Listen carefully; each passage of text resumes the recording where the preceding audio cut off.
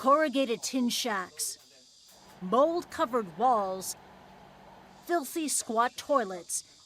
This is home to Arif. Compound? He fled political violence in Bangladesh 4 years ago and now lives here in these slums on the outskirts of Hong Kong, one of the world's richest cities. It's thinking full from here.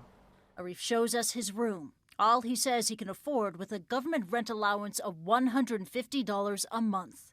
I don't think some animals also like to live this kind of rooms, that's how we are living.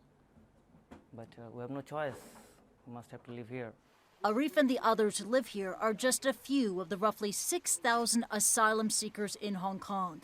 It could take about 5 to 10 years for their claims to make it through the legal process. And while they wait, they're permitted to stay in the city, but not allowed to work. Violators can face more than a year in jail. The refugees here say the government provides a rental allowance and food, but many say it is not enough. And if they don't get additional help from charities or family members, there's no way to pay electricity bills. So they rummage through trash for clothing, appliances, the basic necessities. The Hong Kong government disputes these claims.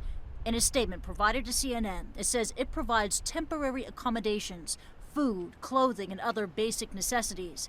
The statement goes on to say, the aim of the humanitarian assistance is to provide support which is considered sufficient to prevent a person from becoming destitute, while at the same time not creating a magnet effect which can have serious implications on the sustainability of our current support systems. 8 refugees in this compound. This is the shower arrangement. See here they have their soap, a little that there is, and that's their washing unit. Cosmo Beeston runs an organization called Vision First, which advocates for the refugees. He believes Hong Kong is actively trying to drive the refugees out. We see a hidden agenda across the board, from housing to schooling to medical assistance, that basically makes life so difficult for those in need of international protection that many just throw up their arms in despair and say, you know, Hong Kong doesn't care, I have no future here, I'm going to leave. Beeston says if refugees are not allowed to work, the government should at least provide rental deposits for the refugees, a small step that he says would allow them to secure better housing.